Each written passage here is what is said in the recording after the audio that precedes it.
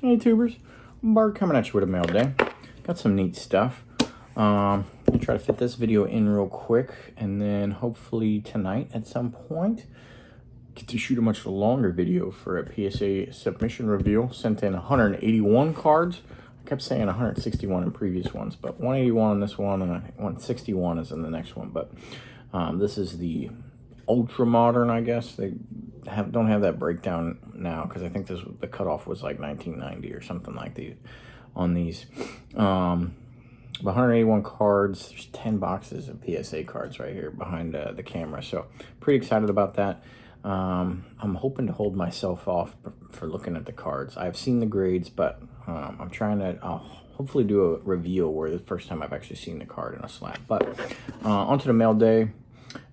First, always as a reminder, go check your boxes every once in a while and see what you got in there. I just went through a little rummage and found a couple of Shoheis that I didn't grade because I don't think they're quite 10s based on centering. They're sharp as all get out, but they are not 10s based on centering. But 2 Shoheis, and I looked these up, and so you're going for quite a few bucks for an ungraded card. I want to say raw, but now I got John Mangini in my head all the time. Don't call it a raw card, and I can see where it says that, but to me, a card hasn't lived up to its full potential unless it's in a slab. That's just where my mindset is nowadays. It is what it is. But also, one thing I forgot to show in my last video, pick this up, a 49ers divisional playoff and championship ticket combo, unused obviously, but kind of neat, from, what's this, 85, right? Yes, January. Let's see, we got the playoff game, and doesn't even say exact date and kickoff time to be announced, but the championship game is January 6, 1985, time to be announced at Candlestick Park. So kind of cool there. Again, I am much prefer used stuff, but that's kind of an anomaly to see them, you know, in a full sheet like that. And it was very well priced, so couldn't really kind of blow that one by. It's just a rare, neat collector piece. All right, I got let's see, 5 cards in from PWCC. Only one of them is a recent pickup, but I toss them in the vault, and then every once in a while I have them shipped to me. And you save money on taxes that way, and because there's no charge when you move it to the vault, and then eventually they just give you a little handling fee or something like that to send it to you. So very eclectic, I guess. Set of pickups here as they differ pretty greatly, but always looking for Goudeys. I'm a big fan of 33 Goudey. Who's not? And so I was eyeballing 33 Goudeys for quite some time. I didn't really pick up as many as I thought I would. I put baseball away anyway, but definitely added this one, and this one didn't come in. But the Big Poison, Paul Waner, 3,000 hit guy. Trying to get this card into the 3,000 hit PSA registry, because for whatever reason this is in like the Hall of Fame registries, but the hit one is 32 caramel. I'd like them to just honor both type of thing. Got a 2 and a 9. I won this for like 19 bucks when it was hot. It went up to like 50 bucks a week or two later. I don't know where it's sitting at right now, but he hasn't done enough for me to warrant going after a 10 or anything like that, but a nice 9. It's good by me. Been wanting to pick one of these up for a long time. Not a high grade, not an expensive card at all, but Ed Mozalewski, and as far as I know, I haven't done a ridiculous amount of research, but just my years and years and years and years of looking through cards on eBay and things. This is the first Maryland, University of Maryland, depicted football card. And he was an All-American back in the day. 1953, we were a national champ. We've got 2 years in 53 and 54. One, we were named a national champ.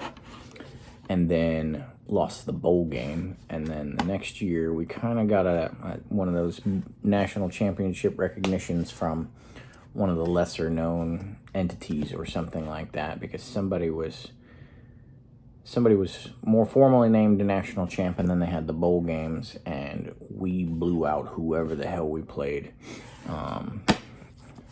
and had a better season than even our national championship season. But so Maryland is credited with at least one formal national championship, but there was a year right after that where we were even better and got a mini accreditation there.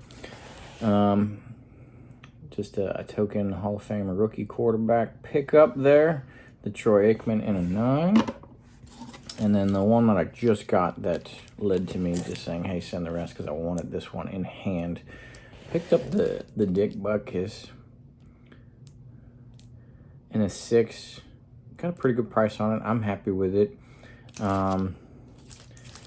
If they put these nice sleeves on them, I like to just keep them in that because they're not all wrinkled up and stuff. But I'm going to display this thing, and this card is that they add in is a little too big. I wish I could find a way to do that. I would love to keep it with the top 30%. But since I can see it from the back end, that's going to drive me bonkers. I don't necessarily know. It says top 30% above average. I'm a little squishy on that.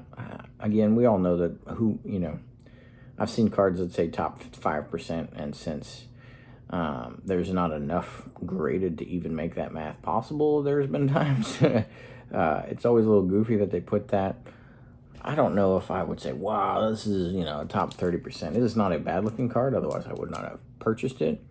I guess if you count all the OCs and the miscuts of the world and marks and stuff like that, then sure, probably this is a top 30%, but I don't know if it's nice enough to warrant a little extra thing in there. But it is a very nice card. Fresh Lighthouse label, and an all-time great that me as a football collector have to have. I think when I had one of those before, it was a 6.5, so happy to not downgrade that one too much. And then these are my other pickups of the time period. Art Monk. Grew up being a big Art Monk fan. The players that I like the most are the high-performing grinders. Art Monk was that guy back in the day. The only other Redskin I really rooted for back then was Darrell Green, high-performing grinder, just day in, day out for longevity. That's kind of how I mirror myself to a certain degree, or try to aspire to. That's just what I like. Jerry Rice is my favorite player. High-performing grinder, right? So Art Monk is a special one to me. So happy to pick that one back up. Got this one, Gold Standard George Kittle from 2022. That's numbered out of 10. They did not put the numbered out of 10 in the listing, so I think I got a bidder or two prevented from competing against me on that one, so that was nice. Got the 85 Mike Munchak. Nice auction win. I could just put trolling bids on some of these, and as prices come down, the buyer's market is there.